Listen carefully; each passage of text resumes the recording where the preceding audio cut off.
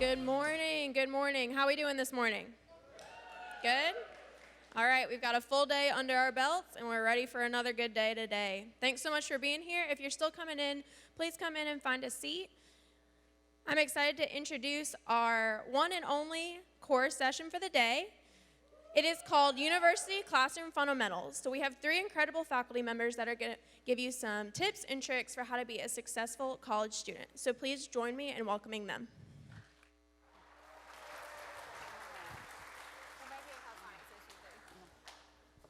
All right, good morning. All right, my name is Dr. Hope Nordstrom. I am a faculty member here at Lipscomb. I teach a section of Lipscomb Experience and then some classes for the College of Education and our College of Leadership and Public Service. And I'm going to start with this fabulous quote from a philosopher named Dr. Seuss for you all this morning. And thinking about how, with this being an academic session for you, how you can utilize the brains that you have in your head. You have feet in your shoes, and you can steer yourself any direction you choose. You have new opportunities as you're starting your university experience. So I'm going to start with some tips for success when it comes to your classroom and meeting your professors. And I do have a few written comments because I've actually polled some former students to ask for their advice that they would give to you all, what they wish they would have known when they were sitting in your chairs. So first of all, when you go to your courses, and some of you may have received these when you were in high school, you'll receive a class syllabus. This syllabus will kind of be like the contract for the course, where you'll be able to find out, like, what are the outcomes? What should you be able to know and do by the time that you leave the course? It'll have your instructor's name, contact information, their office hours, which we'll talk about in just a second. It'll talk about grades and how you earn the grades for the course, and then it will talk about the classroom policies. So my first piece of advice, this is kind of like the life hack. These are college hacks for you all as you get started, is to really pay attention to kind of reading into those course expectations and policies. You're going to have multiple professors, and they will have different expectations for each class. So, just don't take your syllabus and just put it to the side. Really take time and dig into those specific policies. Some classes will have a course schedule, and that course schedule will be kind of like, here's what's to be expected. Some professors choose to put it in a different document, so just kind of take a look at that depending on your instructor. Office hours. Okay, that can be really scary. Like, oh my goodness, they're saying there's these office hours, and I can come, and I can visit with them, but I don't know if I want to. Okay, I want to encourage you to start meeting with your professors as soon as possible. Here are some of the comments that I received from some of the former students. Utilize the office hours. Too often students wait until it's too late. Emphasize office hours and just how valuable your professor is. It's like private tutoring. Even if you have 0 questions, take the time to go see your professor because they will likely bring up something that you won't know the answer to. Professors write the exams. If you're stuck in the weeds, they can help reel you back in to where you need to be. Don't do college alone. Professors want you to come to office hours. And then this last comment. I feel especially at Lipscomb, my professors really did want me to come to their office hours if I needed help. When I started feeling comfortable enough to go talk to my professors and ask for help, my college career changed a lot. Professors really do want to know you, and you get exactly back what you put into those relationships on campus. So I really want to strongly encourage you to visit your professor during their office hours.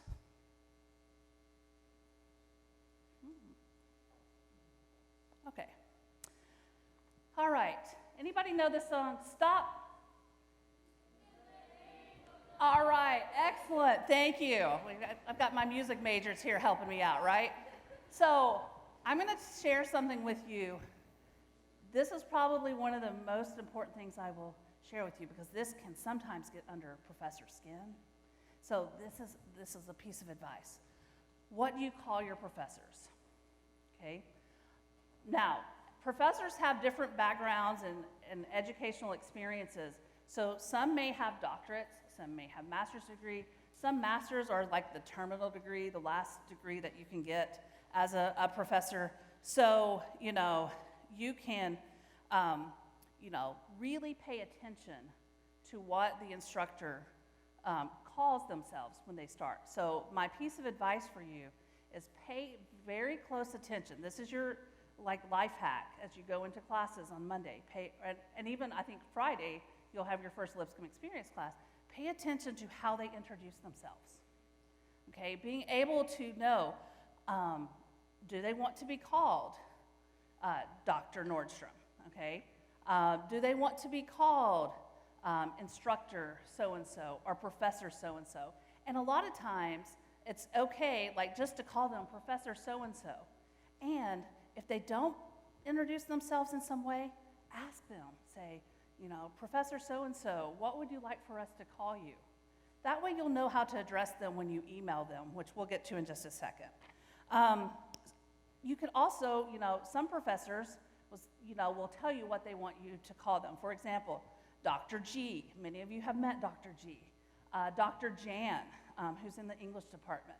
A lot of my students will end up calling me Dr. N because we have 3 Dr. Nordstroms on campus. And I'm the best Dr. Nordstrom if you have one of the other ones, just saying. So, pay close attention to what your instructor wants to be called. Some inappropriate things to call your instructor.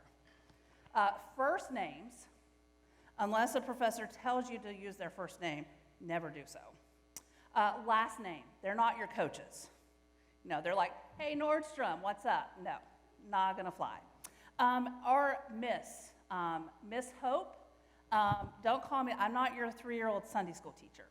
So, pay really close attention to what they want to be called.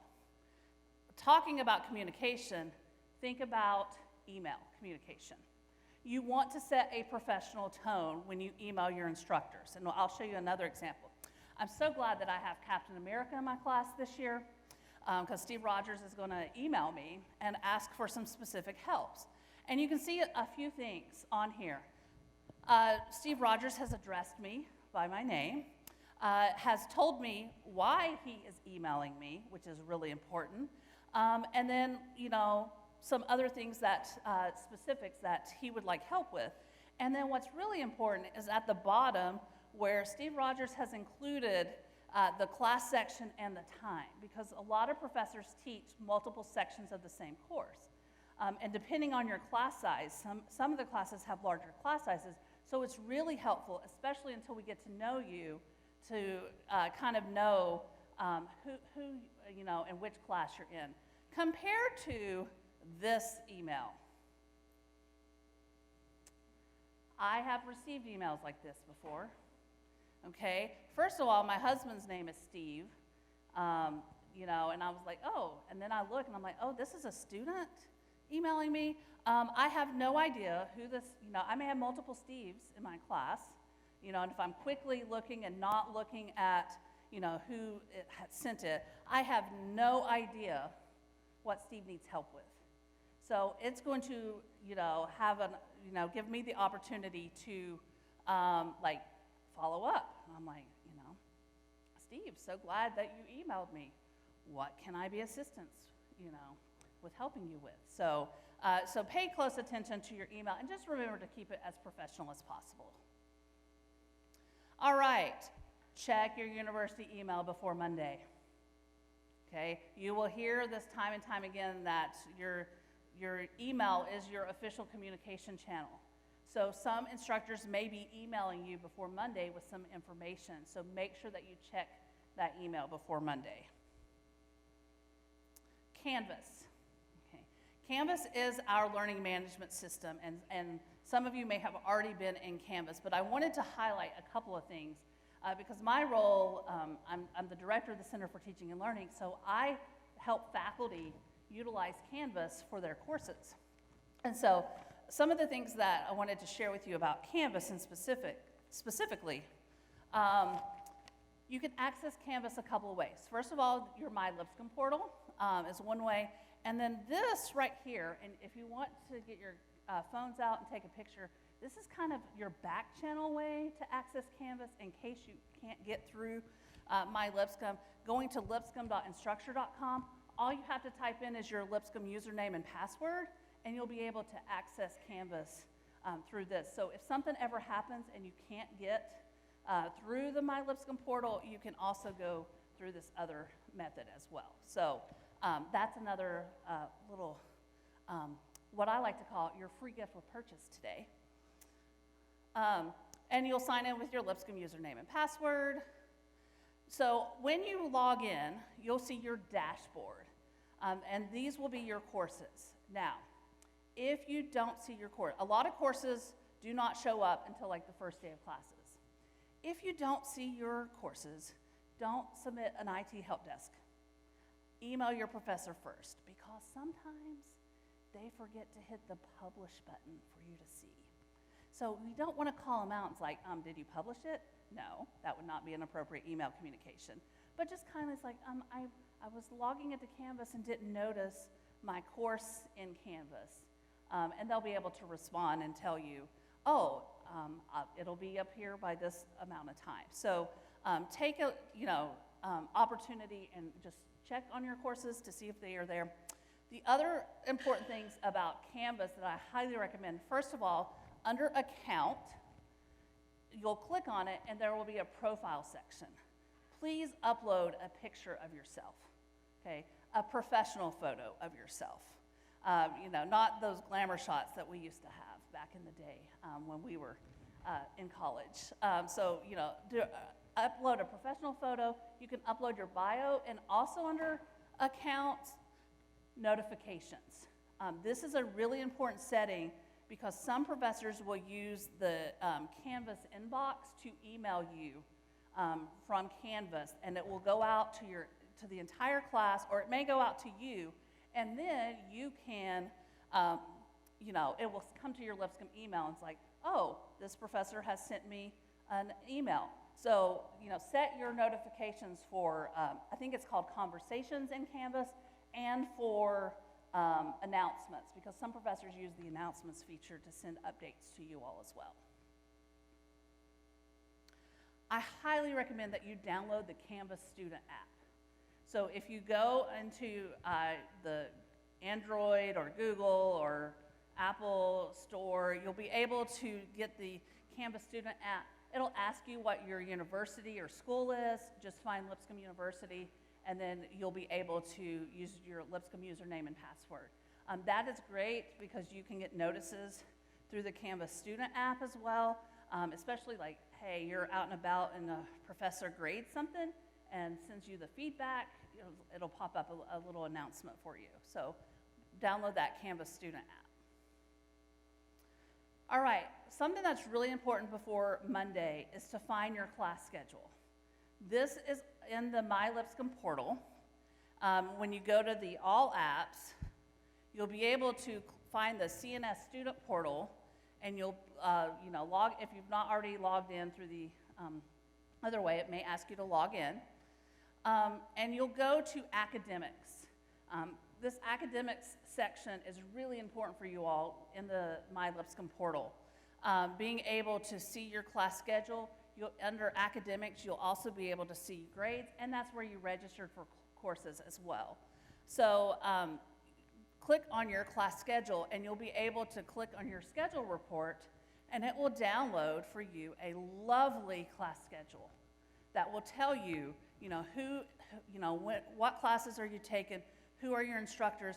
But what's really important on this is that building and room number, being able to see the building and room number. And sometimes things change. You might think it's in one class, and something happens, and it may change. So, keep looking at your schedule to make sure that you go to the right place, because that's really awkward. You're like, ooh, you're sitting and you're like, I don't think this is the right class.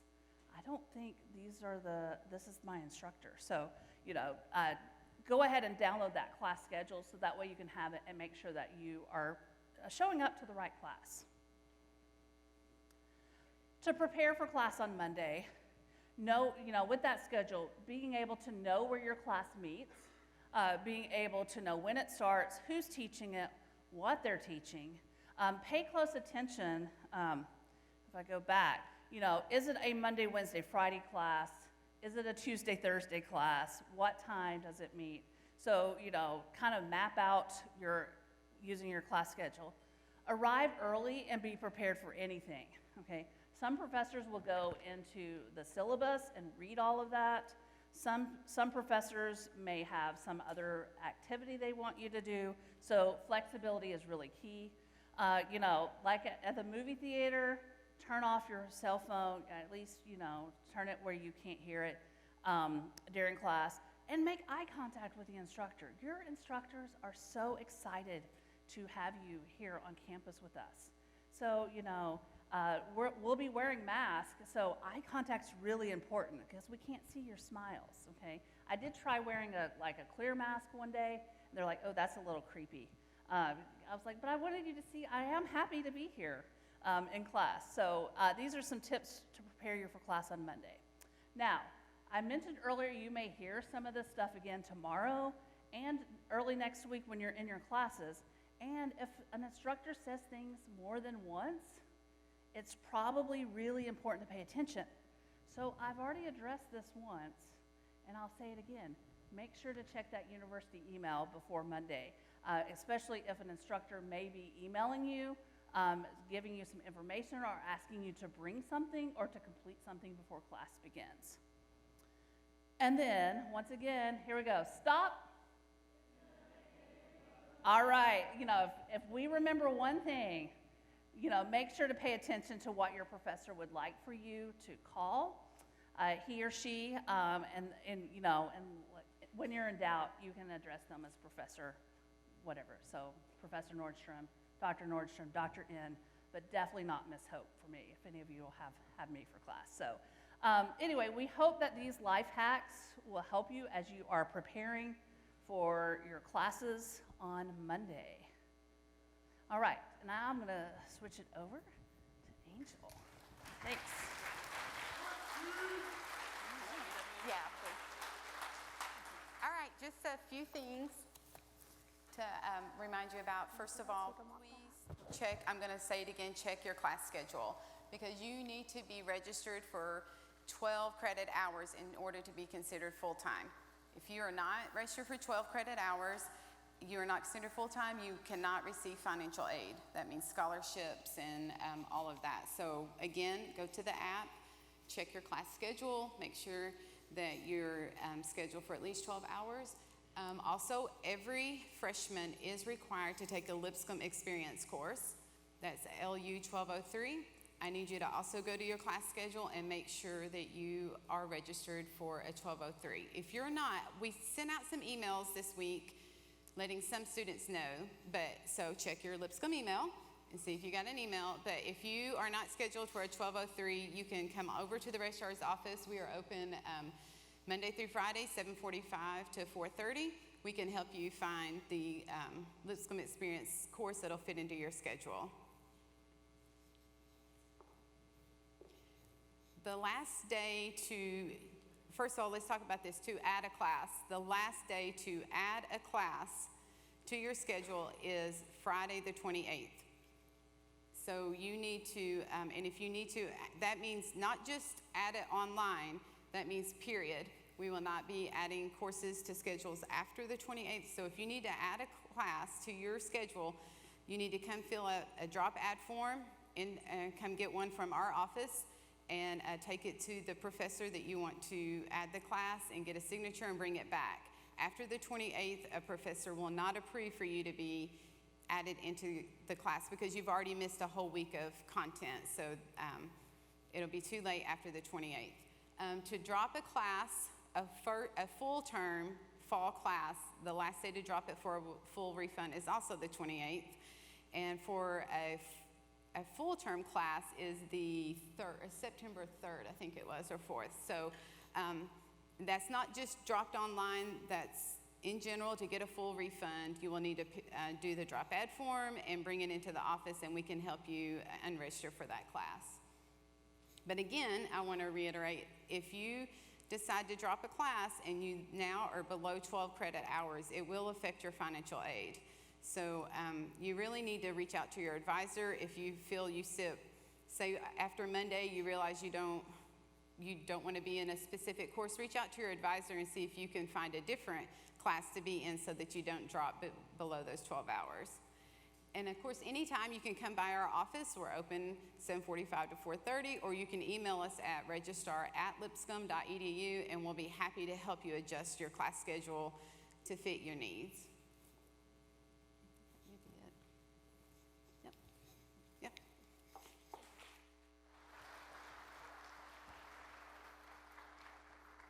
I think I only have 3 slides too, so this will be quick. But I'm going to go rogue because we have a few minutes and I only have 3 slides, so I'm giving myself permission. And I wish I had thought to put this on a slide, and I'm going to move over so I'm not directly in this slide. I wish I had thought to put this on a slide because I feel certain everyone has told you how happy they are to have you here. And so I want to reiterate that. A lot of this you'll look at Canvas, check your email. You know, there are going to be a lot of things we're asking you to remember, but I hope the one thing you remember is how excited we are that you are here, that you are feeling this auditorium, that you are in this seat. And there are going to be times in the middle of the semester where you might not be happy you're here, when you are in chemistry and can't understand something, or I always joke, I am not good at math, and there's a course, I can't even tell you what it's about, called discrete math. And I always tease maybe I should teach discrete math because it's so discrete you don't have to know how to do it. And so maybe you're sitting in discrete math and you think, what on earth have I done? Know this, we are here for you. We're here for you when you are at the top of the mountain. We're here for you when you're in your valley. We are here for you. We are your biggest cheerleader. If we did not want you to succeed, and if we did not think you could succeed, you would not be here today.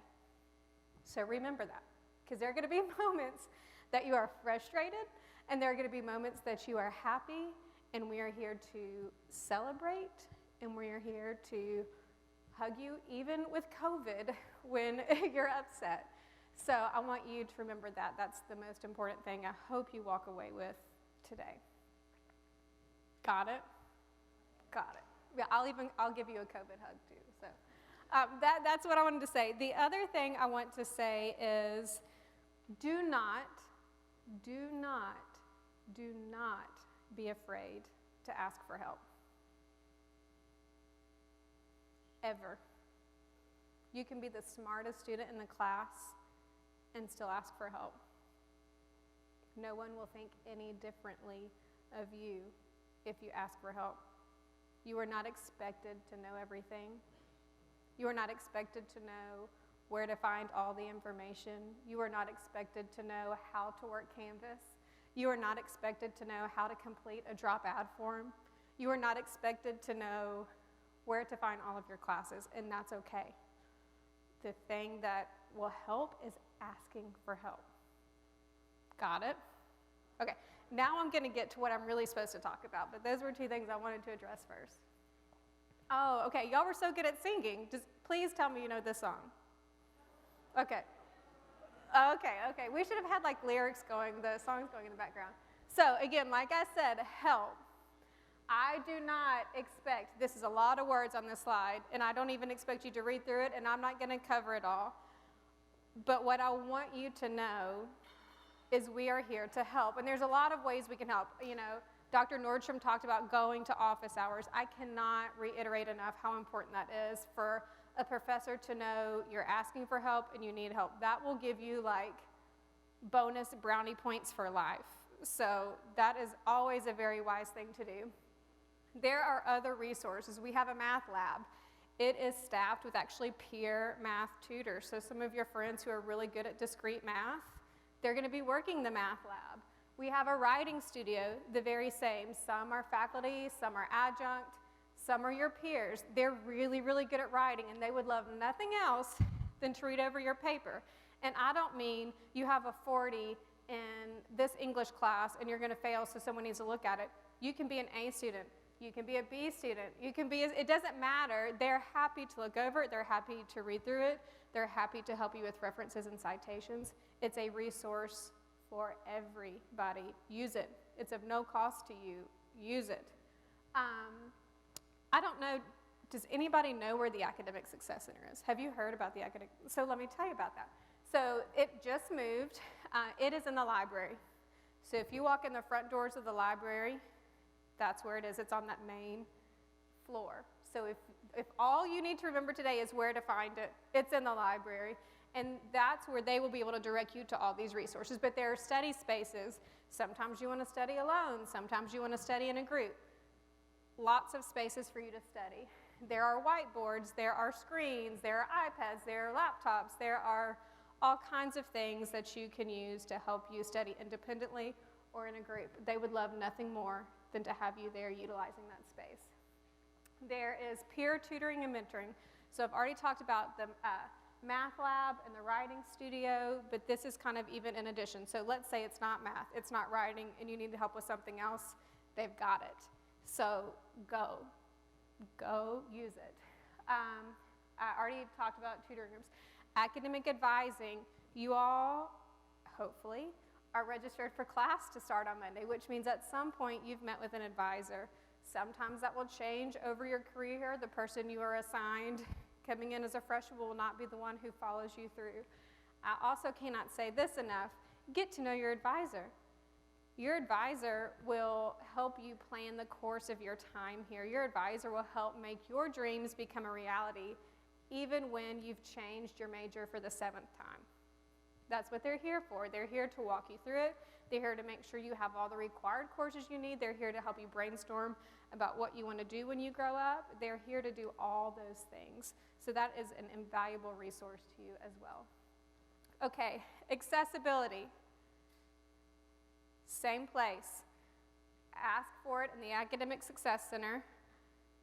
It covers a variety of things. If you need, extra time on a test, or if you have any accommodation of any sort, it's expanded to a whole lot more than what it ever was originally. So that's a fantastic place to reach out if you think you need extra help. They are more than willing to work with you on testing and a variety of other things. I think that's all on my slide. You might want to take a picture of this, even if you don't.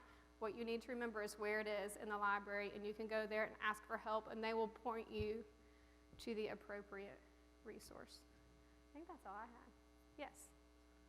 Do you all have anything else? Do you all have any questions that would be helpful if we answered while we're here? And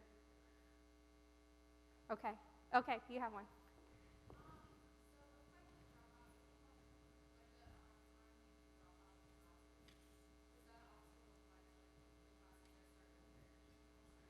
Okay, so that's a great question. So, and Angel can answer this too, but there are term 1, this might be something good to cover. There are term 1 and term 2 classes. There are full term classes. We have just about every term you could quite possibly imagine here on campus. So as long as your full term, so what you would think would be August through December, has 12 hours at a minimum, that's what counts. So let's say you're in 2 classes now that are term 1, and then the rest are in term 2, and you drop 1. But even if your full term is over 12 hours and you're not currently an active student because it hasn't started yet, that still counts against your threshold. So even though it's a term 2, it's that full term that they're looking for, that August to December, or in the spring, that January through May. That's a great question.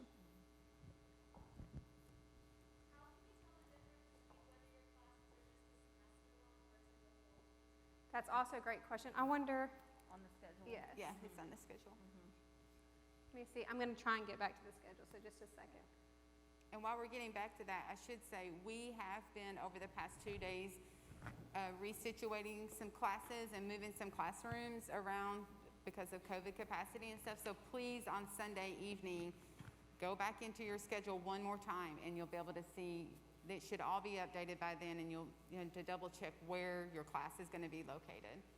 So you'll see at the very top, date start, date end, and so those are the term dates. So for the most part, it'll be 8/24 to 12:16, 12:15, depending if it's a Monday, Wednesday, Friday, Tuesday, Thursday class. But that will tell you the term date. And again, if it's a partial term, I don't think any of those are, those term dates would be different. So I think they're usually sometime in October to December or. Any other questions that we can address? I'm trying to see if I don't. Right here. Oh, you have one, okay. My title. I didn't say that, did I? I'm sorry. I was too busy loving on you like a mama.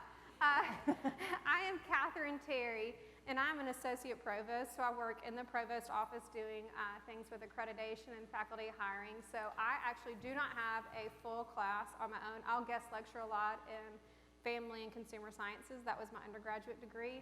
And I will lecture a lot in education. That's been my graduate work. And then I will lecture some in special education. I have a special needs child, so that was kind of trial by fire, learn as you go. So I will see you in and out, and I'm on campus. But I love, this is what I love. Mm-hmm. If you miss a class, that's a great, yes, that's a great question. So let me address a couple of things. Because we call it, this is what we call it at our house. This is not what we call it at Lipscomb. We call coronavirus party pooper. I have young children, and so we always sing the party pooper song. I sure hope you know that. I should make you sing that too.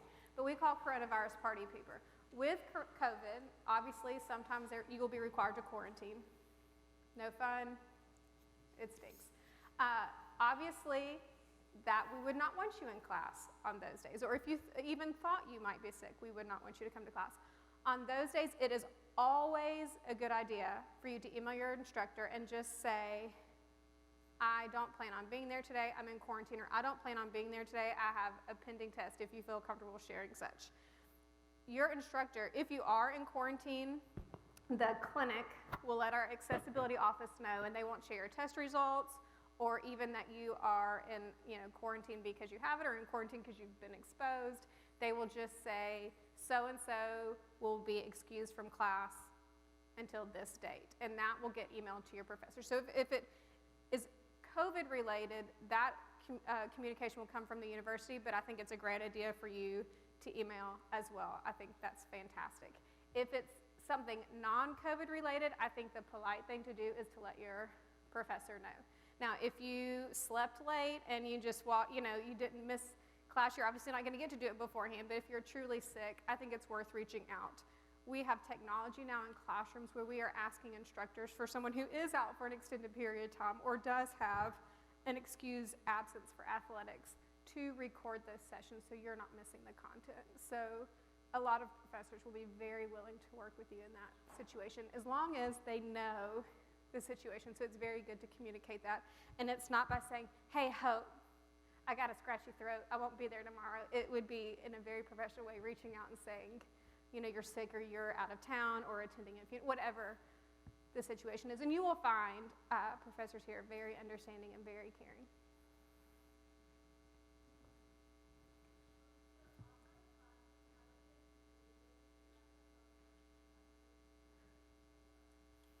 Yeah, so for online classes, your instructors set up Zoom links in Canvas, so you'll be able to log into Canvas, into the course. There'll be on the side panel will be a little section that says Zoom, and you just click on that, and it will have all the links, and you'll be able to hit the start button and join the class.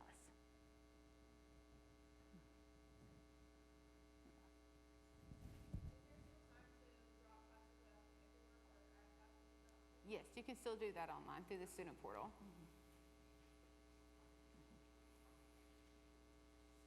Question? Yeah. Drop the class, refund. It'll come onto your student account. You'll be able to look at the ledger card and see. Oh, we got one in the balcony up here.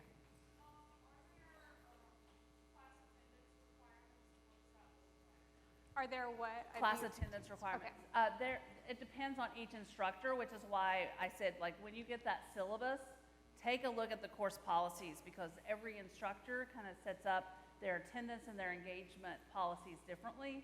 So take a look at what that attendance policy is for that instructor. Mm-hmm. Yes.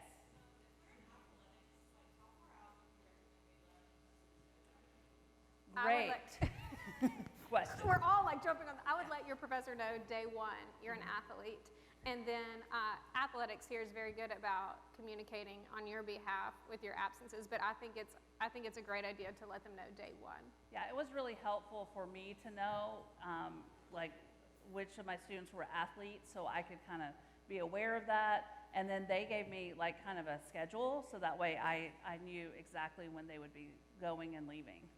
Mm-hmm.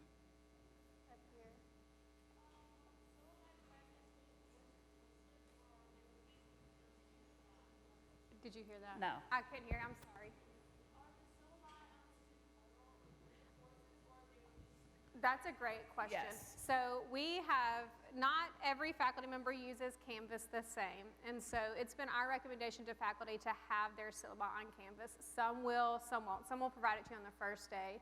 But I would say a good number will have it in Canvas. And several of them will also print it out and give you a copy as well. Mm-hmm.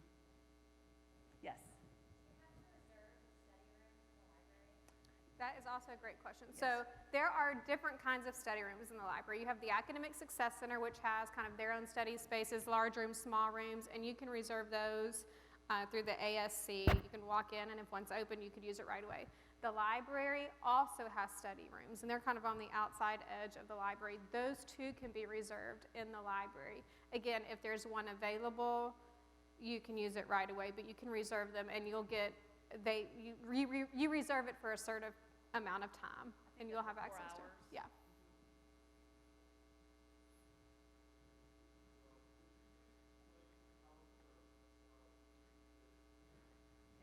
Yeah, I'll take it. So this is a student who is a biology teaching student. And so this student, let's just start at this first one at the top.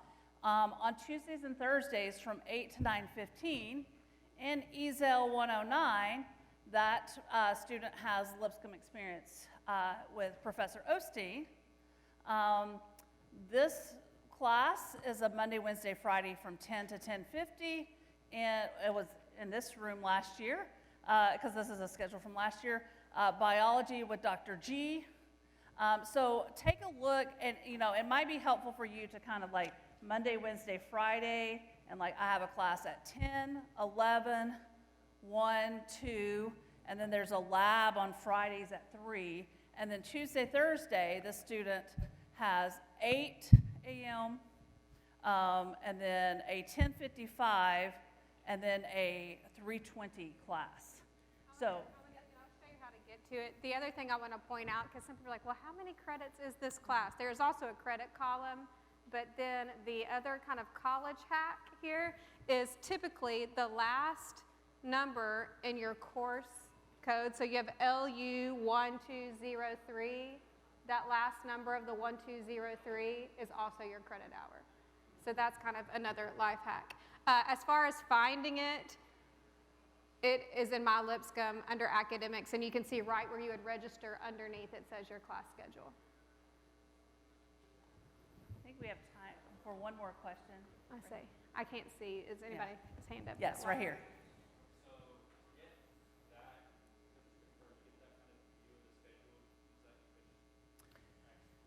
Yeah, so you go to the academics, your class schedule, it'll pop up this My Schedule report, and then this little green arrow moving forward through the window, click on that and it will download it into a PDF form for you. Yeah. All right. Okay. Well, thank you Y'all so have a much. good rest of your day. We do wish you lots of success.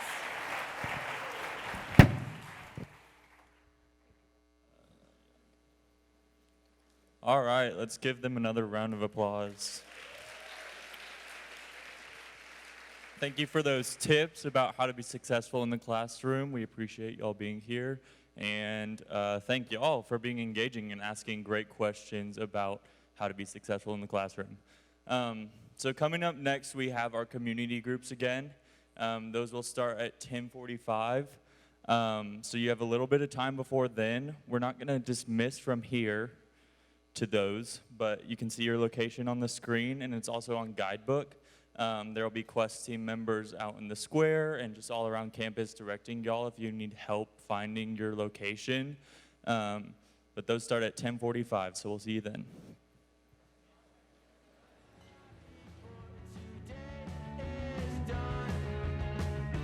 I don't wanna set this all on fire. I just wanna live my life.